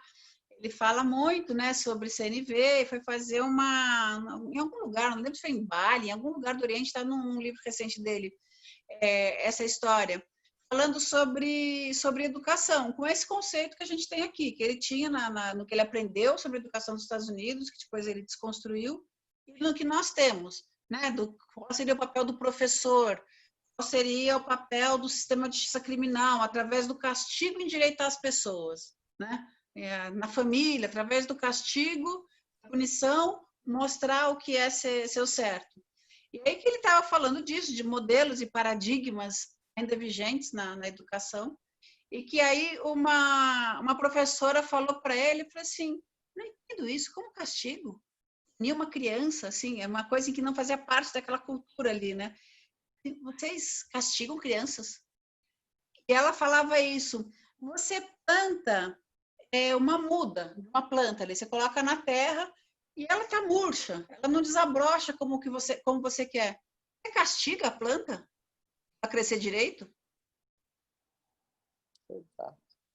Ou você cuida da terra, ou você vê o que está faltando, se é sol, se é sombra, se é água. Exatamente. Eu acho tão lindo isso, porque o que a gente faz é castigar as mudinhas que não estão crescendo direito. A gente está castigando o tomateiro porque a gente quer que ele seja um pé de limão, sei lá, a gente está... É isso, né? Então, quer dizer, a gente fala do educar para o ser, isso, né? E espaços para servir. Exato, e dá espaço para que essa sabedoria organísmica, né? Isso. A Gestalt tem esse fundamento de acreditar que, da mesma forma que um girassol ele nasce com essa sabedoria de que ele vai crescer, desabrochar e virar ao sol, né? Que nós também temos isso dentro, né? Que cada um tem essa pulsão de vida que sabe para onde ir, mas Isso. que está totalmente soterrada por todas essas estruturas de adaptação. E que quando nós olhamos e buscamos isso na pessoa que está na nossa frente, buscamos esse lugar e buscamos em nós também esse campo de germinação, que eu sinto que deve ser muito parecido com o que acontece na justiça quando fica nesse campo, né? Sim. É que esse campo germina, porque você enxerga, e isso é um adubo, isso é um espaço de nutrição. Exato. Porque você que não tem maior adubo, né, para a alma humana do que ser realmente olhada. Exato. Né? Olhada de verdade. Isso é necessidade fundamental, todo mundo quer ser visto, né? Esse movimento agora do... Por que, né, o que surge com essa força do Vidas Negras Importam? Porque alguém não se importou. Né? Todo mundo precisa saber que a sua vida importa. E aí, e quando não acontece, quando você percebe que você não importa, ou que você é tratado como alguém que não conta, a violência vem, né? Quantas pessoas, sei lá, quantos terroristas teriam deixado de se radicalizar, quanta violência seria evitado no mundo se a gente pudesse garantir para essa pessoa, você importa. Né? Então, acho que é isso, acho que isso que você disse, como esse campo fertiliza, como isso aduba, isso é o que acontece num círculo em que as pessoas se escutam, né? Compartilham suas histórias e se enxergam, deixam de lado os estereótipos para aparecerem como pessoas, né? Vivas, a gente tem gente, ó, se deixar, a gente vai até amanhã aqui. Então, e já vai pergunta dando uma controlada aí no tempo. Não, tem algumas perguntas, mas eu não quis Isso, interromper Não, a linha de Não, vocês. Tá não, bom. abre o teu microfone e interrompe, por favor, senão você percebeu que aqui a coisa flui, né, Fátima? Tem duas perguntas que dialogam. Uma pergunta é se a Gestalt pode ajudar no presídio, me fugiu aqui, mas acho que presos. Mas tem uma outra que está perguntando assim, doutora Sofia, a senhora já ouviu falar na ONG Acuda, que trabalha com Enegrama, Gestalt, terapias integrativas e justiça restaurativa, e utiliza plantas medicinais terapêuticas em Porto Velho? E aí ele pede seu contato também, Sofia. E ele fala que a ACUDA é a Associação Cultural e de Desenvolvimento do Apenado e Egresso, e trabalha com presos do regime fechado e jovens em cumprimento de medida socioeducativa. Quer falar, Fátima? Sim, a ACUDA é um presídio onde todo o trabalho do Cláudio Naranjo passou lá por dentro. Todos eles foram submetidos a Gestalt, ao Enneagrama. Então, é um lugar onde nós vimos, assim, a olho nu, a transformação dentro de um presídio de alta periculosidade, né, de presos, e que nós vimos a transformação assim debaixo dos olhos, com esse espaço de Gestalt, com o espaço da utilização do Enneagrama, e essas pessoas sofreram uma transformação enorme, né? E é um trabalho que continua lá, é muito bonito. Eu Legal. mesmo, você conhece? Você foi lá? Já trabalhei com eles lá também. Legal. Eu não conheço, eu já ouvi falar, já vi documentário, tem essas referências, já a própria Fátima tinha comentado. Eu acho incrível isso. E no meu tempo de trabalho em presídio, eu testemunhei tanta história linda, assim, mas tem uma especificamente, assim, que você falou de transformação, né, de presos de alta periculosidade, que é mais um estigma, mais um carimbo que o sistema coloca.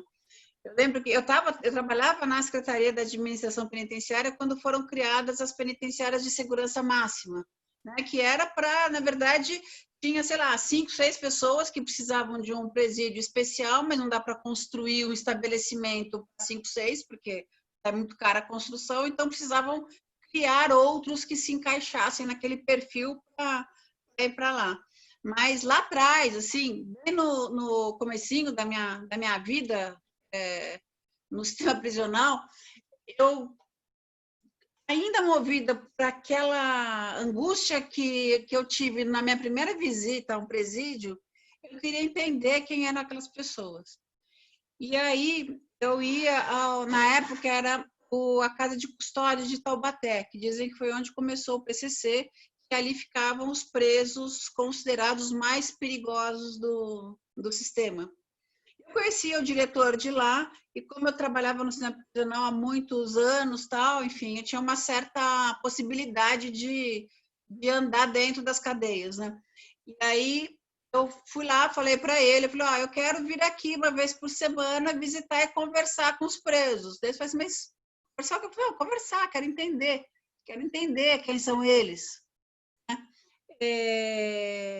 Como assim? São os mais perigosos e irrecuperáveis? Eu quero conversar. Eu disse, não, impossível, não sei o quê, não dá. Eu falei, não, mas eu quero, vou insistir, e fui.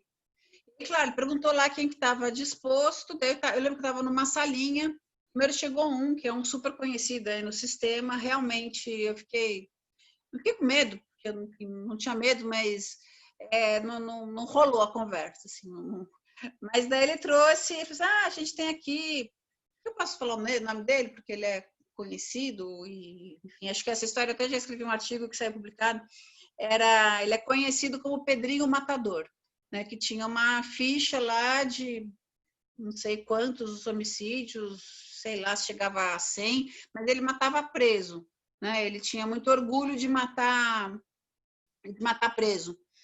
E daí eu fui lá conversar com ele, e lembro no primeiro dia, assim, era uma sala pequena, os agentes de segurança estavam na porta, e ele estava numa ponta assim da sala, tinha uma mesa e uma cadeira, E aí eu falei para a gente, eu falei, escuta, mas eu queria conversar com ele, só com ele, né? Porque não, mas eu tenho que ficar aqui. Não, mas fica do lado de fora. Qualquer coisa eu chamo, então. E aí ele disse assim, tá, mas essa mesa vai ficar aqui. Eu falei, ah, beleza, tudo bem, mas você fica do lado de fora. Eu estava lá, estava eu e o Pedrinho dentro da sala. E aí eu fui para o outro lado da mesa. Ele falava abaixo e eu fiquei assim, tava eu e ele. E ele olhou para mim e falou assim, você não tem medo do Pedrinho Matador? Eu falei assim, eu não estou conversando com o Pedrinho Matador. Eu estou falando com Pedro Alcântara, não sei o quê, que era o nome dele mesmo, né? Naquele momento, quando eu falei o nome dele, e não usei o Pedrinho Matador, mudou a conversa. É impressionante, assim, porque ele estava carregando o estereótipo dele, sabe? E daí eu fiquei durante bastante tempo indo lá, eu ia uma vez por semana, ele me contou toda a história da vida dele. Às vezes ele queria contar histórias assim que assustassem, né? Nossa, foi o grande prazer que eu sentia quando eu matava alguém, depois tomava um banho gelado e sentia a água fria limpando o sangue que escorria da minha mão. Contava essas histórias assim, eu pensei, ai, tá, sabe, não dava muita bola para isso. Mas daí queria saber da relação dele com a mãe, a relação dele com o pai. Ele tem uma história super trágica, que ele viu a mãe ser morta pelo pai quando ele era criança e ele queria ser preso onde o pai estava para vingar a morte da mãe.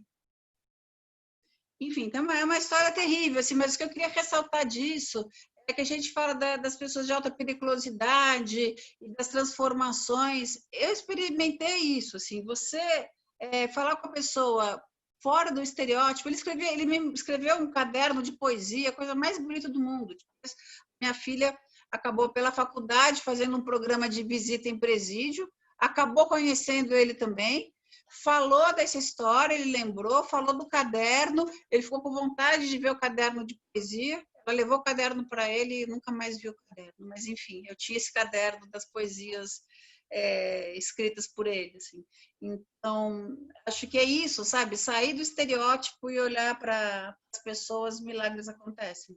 Não é milagre, né? A gente chama de milagre, mas é isso, é a expressão do ser. A gente não pode afirmar categoricamente uma coisa que não tem uma confirmação, temos mentes cientistas, né? Mas eu acredito que dentro de cada ser tem uma história que precisa ser ouvida e que tem um fundamento muito profundo no que acontece com ela, né? Em toda a minha experiência também com o pessoal da Arcuda, a quantidade de presos de lá que eu conheci, sabe? Chegar até o coração deles, a ponto deles, daí, ao tocar o coração, poder perceber exatamente o que é que eles tinham feito, coisa que não tinha noção antes de tocar o coração, porque o coração estava fechado e doído da mesma forma. Então, se fecha para não sentir, se enrijece para não sentir e vira, né, a frieza do caráter, Sim, sim. a frieza, né, do sangue frio, que é o sangue onde o coração está fechado. Isso é o sangue frio, sem coração, né? E agora, para fechar o coração, tem toda uma história que cada um atravessou. Milhares de pessoas, milhares e milhares de pessoas trabalhando. Como é atravessar a história e o coração se abrir e o amor transbordar dos corações das pessoas. Isso assim. Eu acho que esse é o nosso trabalho, né, Fátima? Na Gestalt, na JR, é isso, é criar esses espaços para que as pessoas possam se ver como pessoas e para que, né, essas camadas protetivas que enrijecem, que separam, possam se dissolver e as pessoas possam se encontrar sem medo, né? Vaz, a gente tem que terminar, já é 8h30. Como é que é? Como é que estamos? Se vocês quiserem ficar mais um pouquinho, a gente só... O pessoal, na verdade, está pedindo para vocês continuarem. Tá todo mundo falando que continua e não está cansativo. E só não, assim, não passando de 21, porque é o combinado da duração do webinário por conta também dos funcionários, né? Tá. Eu li algo na bate-papo, né? Falar um pouquinho disso, de esse trabalho com adolescentes, né? Então, eu vejo que quanto mais precoce se pode levar um adolescente a compreender como é que ele funciona, né? Para ele poder também atravessar essas barreiras, né? Mais perspectiva tem o humano. Então, poder levar o trabalho para adolescentes. E nós temos atualmente um trabalho que também visa, né, auxiliar nesse sentido, dentro de um espaço que acolhe adolescentes e crianças que foram retirados, né, judicialmente dos pais para proteção. E também existem espaços de trabalho com adolescentes que justamente nesse sentido de abrir o adolescente para que ele possa se interessar, né, de que existe explicações e acessos àquela forma dele ser. E aprender também essa educação emocional, né, de trabalhar com as emoções básicas, o que é a raiva, por que ela existe, por onde ela vai, o que ela significa, né? O que eu posso fazer com ela, uma vez que ela é um sentimento natural, né? Então, como eu faço, como eu lido com ela, como eu lido com medo, o que é o medo? São sentimentos naturais. Para quê? Por quê? Como? A tristeza, a alegria, o entusiasmo, né? Então, a possibilidade desse espaço das emoções também, né? De poder, numa roda, escutar o que sentem, o que sentem os jovens, o que sentem os pais, o que sentem os presos, o que sentem as pessoas, né? Os agressores, os agredidos. É um espaço de aprofundar a compreensão, porque todo ser humano, por causa da educação, tem medo de falar de emoção. Tem medo de falar da própria raiva, tem medo de falar do próprio medo, tem medo até de olhar para as próprias emoções. E, com isso, as retém e transforma numa outra coisa. Né? E aí, você sente que isso está mudando, Fátima? Porque, assim, eu vejo, sei lá, a minha geração, né? Eu sempre fui absolutamente analfabeta emocionalmente. Nunca... E acho que, sei lá, até... a própria expressão inteligência emocional, né, é uma coisa dos anos de 1990. Não existia antes, né? O Goleman, quando publicou Inteligência Emocional, foi por aí. Então, é uma coisa, na nossa história social, é uma coisa muito recente. Né? Então, de alguma forma, somos todos muito analfabetos emocionalmente. E emoção, né, sei lá, acho que estava muito relacionada a um aspecto menos nobre da personalidade. Então, se você falar, tal pessoa é racional, você vai pensar, essa pessoa é confiável, né? Essa pessoa é séria. Se você falar, essa pessoa é muito emotiva, aí não dá para... Né? Então, tem um pouco isso, como se a emoção fosse algo que descompensasse, que desorientasse, e que a razão fosse o caminho mais seguro, né? E isso, assim, com as mulheres já é uma coisa que acontecia, com os homens uma coisa mais cruel ainda, né? Hoje em dia, né, a gente vê aí proliferando muitos grupos de trabalhos com homens, porque os homens ficam assim acuados. Ele fala, tá, o modelo que eu conhecia de ser homem, que era por uma violência impositiva, não dá mais. E aí eu não sei como é que é ser homem nesse mundo que não gosta mais do modelo anterior. Tem muitos grupos hoje trabalhando com a emoção com homens. Mas você sente que isso está mudando, que as pessoas hoje têm mais repertório, mais conhecimento, têm mais espaço para lidar com as suas emoções? O que eu sinto... Desde os casos que você atende no consultório, as pessoas que chegam para você para a formação. Então, o que eu sinto hoje é que as pessoas estão procurando muito mais isso. Está começando a ficar evidente a necessidade. Tanto nas escolas, está ficando evidente a necessidade de ter uma educação socioemocional, né? Nos relacionamentos, está ficando evidente que precisa lidar com as emoções. Então, essa fase, né, que a humanidade teve de achar que a razão é o dono de tudo, né, já passou. Porque hoje está muito claro que se nós não soubermos lidar com a emoção e não soubermos lidar com a energia instintiva, certo? Nós não conseguimos sair de uma era que é uma era disfarçada de nobre, mas que o assassinato, a violência através da economia, a violência através da imposição de situações difíceis para a humanidade, continua brutal, né? Brutal, em massa. Então, para que a gente possa refinar a raça humana, nós temos que tomar de volta, né, o espaço das emoções e da sabedoria instintiva, né, que nós criminalizamos o instinto e criminalizamos a emoção. Sim. E demos um espaço enorme para a razão, sem perceber, como diz Nietzsche, né, e Freud, que veio depois de Nietzsche, espera aí, atrás da razão tem motivos inconscientes da pior qualidade, muitas vezes, e desconhecidos. Pulsões desconhecidas, né?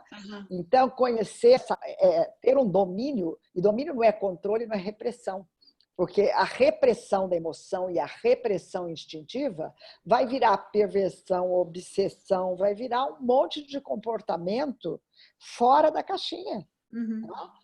E o que nós precisamos é conhecer as emoções para poder dominá-las. O domínio tem a cognição, a percepção, a compreensão integrada dos três cérebros: cognitivo, emocional e instintivo. Tirar uma dúvida. Fala, Vini. Não, vocês falaram que para eu interromper quando eu tiver alguma dúvida. Claro. Eu, retomando um pouco, né, que foi provocado por uma pergunta de quem está assistindo, eu queria saber se esse projeto com pessoas presas, se é um projeto vinculado a alguma concepção da Gestalt, que vê a Gestalt como uma forma de humanizar um presídio e defendendo uma forma de presídio nessa forma, ou se não, é um presídio padrão, enfim, aí tem um projeto com Gestalt dentro para dar apoio. Como é que é isso? Esse projeto que foi criado nesse lugar, né, ele tem como base todo um trabalho que Cláudio Naranjo trouxe para o Brasil, e que hoje eu sou responsável, que chama Programa SATI, né? SATI quer dizer ser em sânscrito e quer dizer também Seekers After Truth, quer dizer, buscadores da verdade. Esse programa é um grupo de módulos de 10 dias, onde as pessoas vão ser trabalhadas de uma forma muito profunda, com Gestalt e com muitas outras técnicas, inclusive meditação, trabalhos no corpo, e a Gestalt nesse sentido de autopercepção e o Eneagrama também, né? Esse trabalho desenvolvido por pessoas que o Luiz, que é uma pessoa maravilhosa que toma conta desse projeto, foi uma iniciativa dele levar isso para lá, né, e também levar o uso da ayahuasca com os presos, né, que também que acoplou a esse programa, né, um autoconhecimento e o uso dessa substância, que é um neurotransmissor que abre as portas da percepção, né?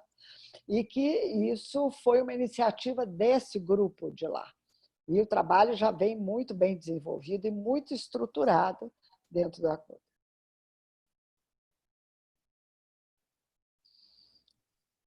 Quer trazer mais alguma pergunta deles, Vi?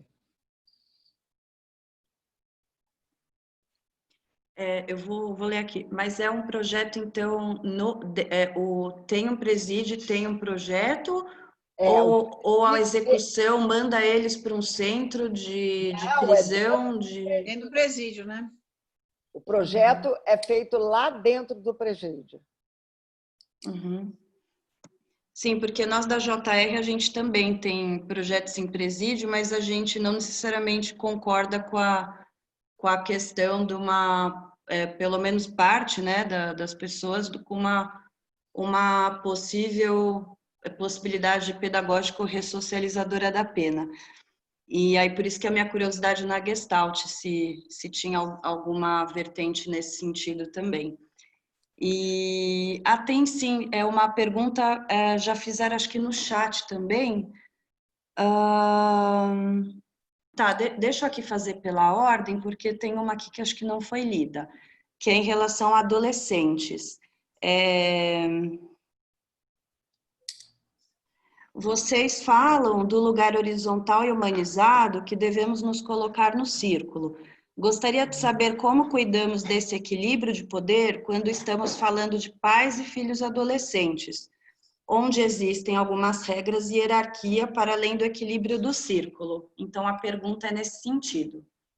Sim, a compreensão dentro da Gestalt, né, que também vem, que tem uma linha também, né, que acopla junto com a sistêmica, né, é de que existe uma hierarquia dentro da família, vamos dizer assim, e uma hierarquia que ela pode funcionar se cada um ocupa verdadeiramente seu lugar, porque muitas vezes a hierarquia é muito confundida.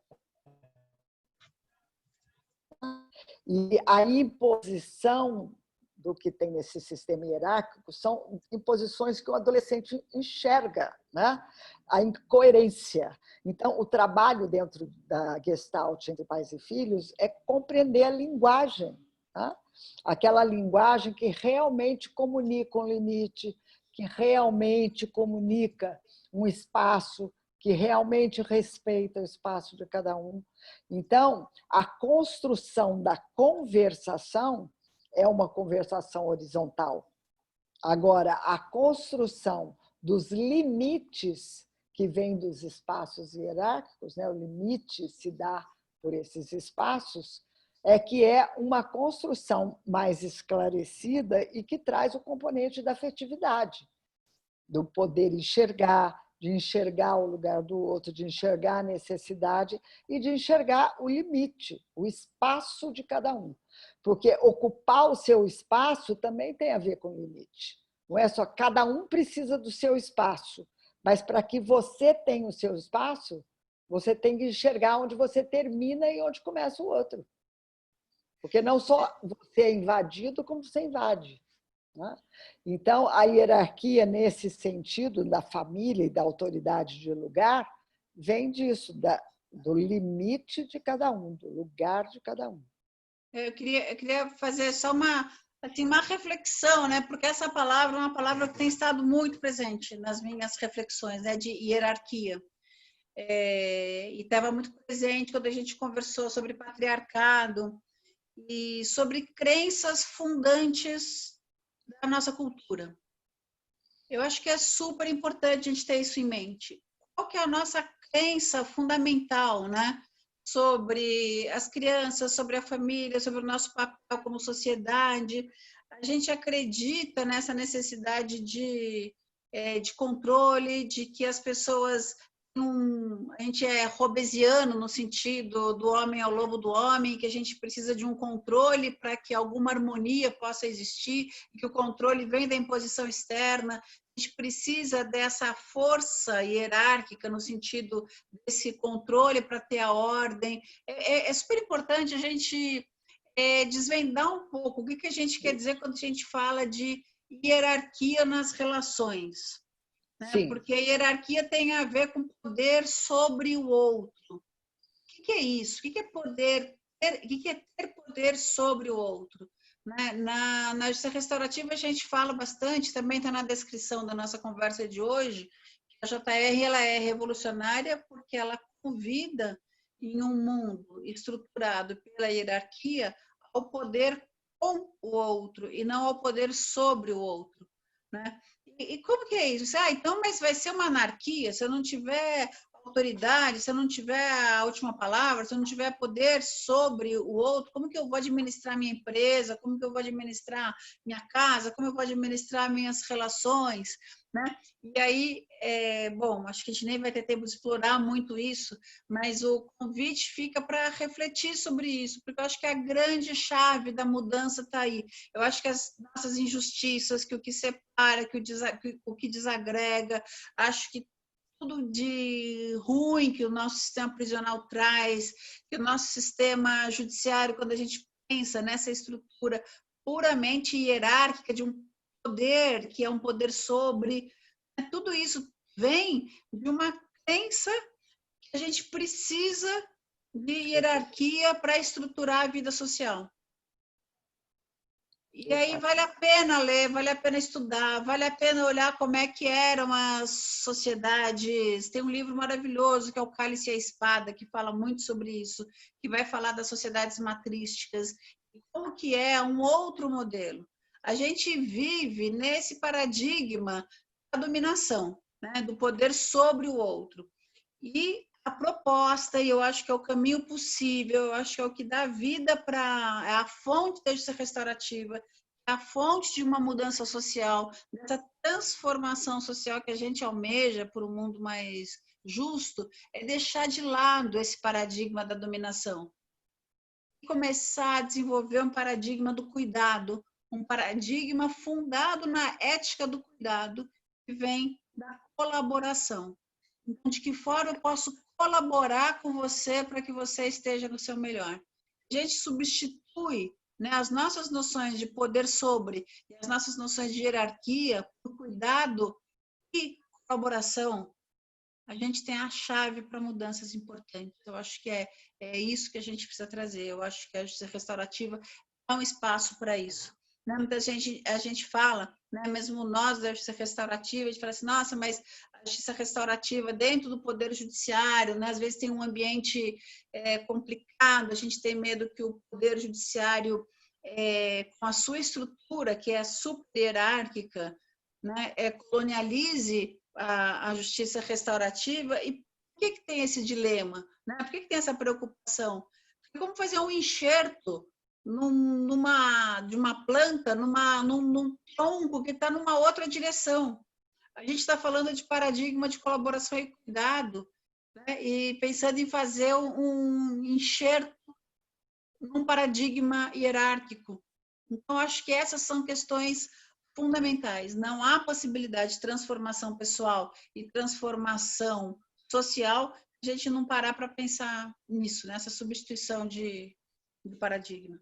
Tem duas referências para isso, que é um vídeo que tem no YouTube, Paradigma Triunitário, do Cláudio Naranjo, e também o livro A Revolução que Esperávamos dele, que traz muito essa reflexão, né, do que é realmente a tendência que nós podemos seguir para que tenha um novo estilo social, um novo estilo de relação, onde não seja essa autoridade da forma com que a gente conhece, que Sim. é uma autoridade que vem desse sistema patriarcal, que é esse sistema do domínio e do dominado. Né?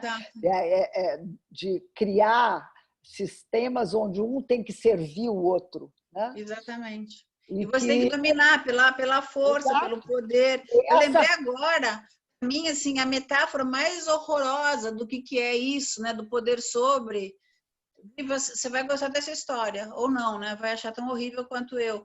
Mas, assim, tinha um diretor na casa de detenção, falecido, enfim, eu gostava muito de conversar com ele, porque da mesma forma como eu queria conversar com os presos, eu queria conversar com eles para saber o que eles pensavam sobre a questão, né, da disciplina, ressocialização, quem que eram aquelas pessoas que estavam lá dentro. E ele dizia, até tem um artiguinho também publicado no Boletim do IBCCRIM, que chama Sobre Pesos e Cavalos Chucros. Uma frase que eu ouvi dele, ele falava assim, peso é igual cavalo chucro. Você coloca um saco de cimento de 5 quilos nas costas dele, ele vai pular. Coloca 10 quilos, ele vai pular. Se você coloca 500 quilos, ele fica quieto. Então, para a gente administrar, é só saber quantos quilos a gente precisa colocar nas costas dele. isso, para mim, é assim, é a fotografia do paradigma da dominação, sabe? É isso, esse é o triste retrato, mas é uma crença.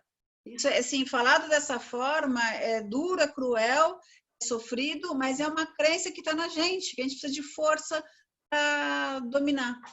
Exato. E o ponto-chave que eu vejo, né, que concordo muito com o Cláudio Naranjo com isso, de que o ponto-chave dessa revolução é a consciência. Porque aqui vem, só pode vir do autoconhecimento, dessa percepção do que é domínio, do que é submeter e do que é colaborar, sentar junto, ouvir, falar, cada um com seu lugar na horizontalidade. E isso, a única forma de poder chegar nesse lugar é uma conscientização.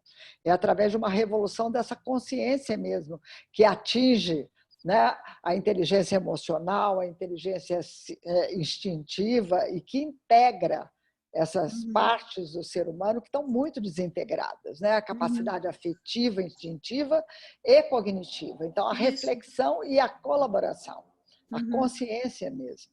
Pois é. Eu acho que é isso, a gente precisa fazer esse caminho assim, para o paradigma do cuidado. Exatamente. Eu ia convidar vocês, dado o nosso adiantado, que a gente já está nos últimos minutinhos do nosso encontro, se vocês gostariam de trazer considerações finais e também aproveitar já antecipadamente para agradecer todo mundo que participou aqui do chat, que assistiu, e, sobretudo, agradecer a vocês duas que reservaram tempo aqui para trazer essas reflexões para a gente. Então, muito obrigada. Acho que a minha reflexão final é dizer da minha alegria de poder ver o trabalho sobre si, né, repercutir também no desejo do trabalho social querendo, percebendo essa necessidade do trabalho sobre si, e o trabalho sobre si precisando expandir também para ajudar o social, o educacional, o cultural, sair da esfera, certo, da ciência, da saúde, no sentido da saúde psíquica, para ser uma saúde humana. Não é só psíquica, é da humanidade, da cultura mesmo, uma saúde social. Então, isso me alegra muito. Eu agradeço esse convite, agradeço, Sofia, agradeço a você, Vivi, agradeço a todos vocês que estão ouvindo a gente. Que delícia! Eu também agradeço demais, agradeço, Vivas, por ter comprado essa, né? A gente trazer esses temas para dentro da UAB é uma coisa muito legal, muito importante. Obrigada, Fátima, né, por estar aqui, por compartilhar, né, tudo que você representa, tudo que, enfim, você ensina e vive, e o seu ideal, o seu entusiasmo, muito lindo. Obrigada demais a todos os participantes por todas as manifestações, foi muito, muito lindo. Aí o Jürgen comentando aí também. Para terminar, eu vi que a Manu, que é minha filha, está aí presente. Que bonitinho. Eu queria terminar fazendo uma homenagem para minha neta. A minha filha fez faculdade de Direito, mas virou hippie, foi morar no Uruguai, quis buscar uma vida diferente.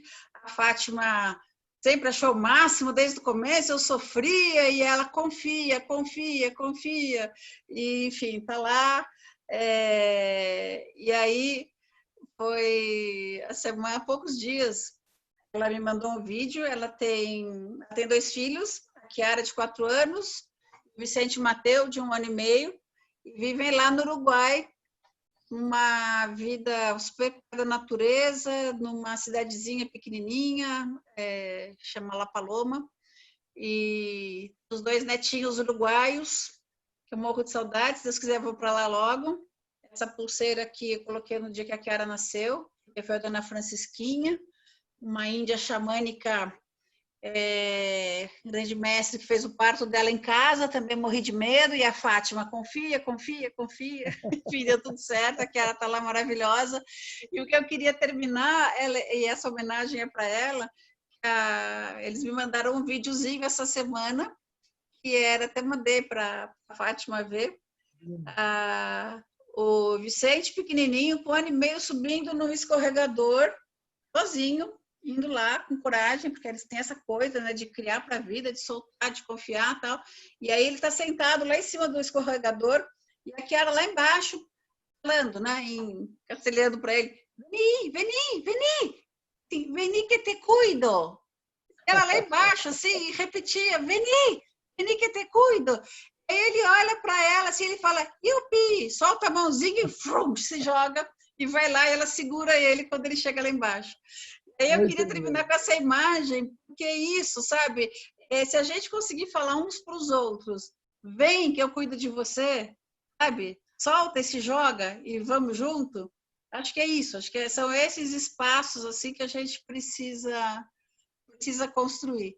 Então, fica aqui me encheu de alegria ver esse vídeo e de emoção, e eu acho que é isso, a gente precisa falar mais uns para os outros, vem que eu cuido de você, né? Vem que a gente se cuida junto e pedir cuidado também, cuida de mim e se cuidar.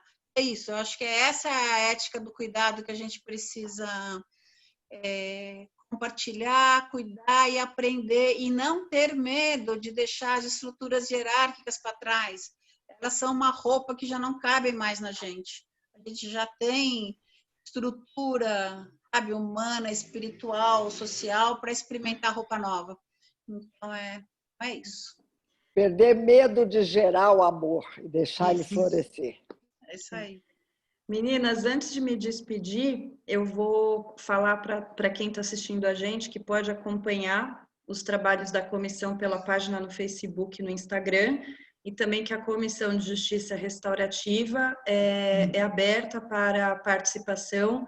Não precisa ser necessariamente advogado para participar das reuniões e dos trabalhos, então quem quiser conhecer mais, por gentileza, manda um inbox. E aí também perguntar para vocês, se alguém quiser falar com vocês, se tem mídias para acessar, enfim, e aí com isso novamente agradecer. O meu espaço se chama gestaltdevanguarda.com.br e também Programa SAT Brasil. Eu já vou colocar para vocês aqui escrito. Bom, tem o e-mail, não sei se é para dar, mas enfim, é anasofia, tudo junto, @uol.com.br. E aí tem Facebook, Instagram, essas coisas aí, mas nada muito profissional. Instagram estou chegando agora, aprendendo coisas da pandemia, mas, nossa, muita vontade do que a gente puder fazer para estar junto, trocar e se fortalecer e se cuidar uns dos outros, que acho que é isso que a gente precisa. Quem maltrate a gente já tem demais aí nesse mundo, né? Vamos nos cuidar. Sim. Então, com isso, agradecer mais uma vez. Hoje, esse evento, a gente pode dizer que foi homenagem aos netinhos da Sofia e as crianças aí que estão com saudade das vovós. E a todas as crianças que merecem um futuro maior e com a floresta de pé. Sim, com certeza. Mais cuidados e fertilizados. Isso. Então, com isso, a gente agradece a presença mais uma vez de todos e todas e vamos encerrar o nosso encontro, mas que as discussões gerem frutos. Então, muito obrigada e boa noite. Eu que agradeço. Obrigada, querida. Obrigada, Fátima. Querida Vivi. Obrigada, Tchau, Sofia. gente. Obrigada a todos vocês.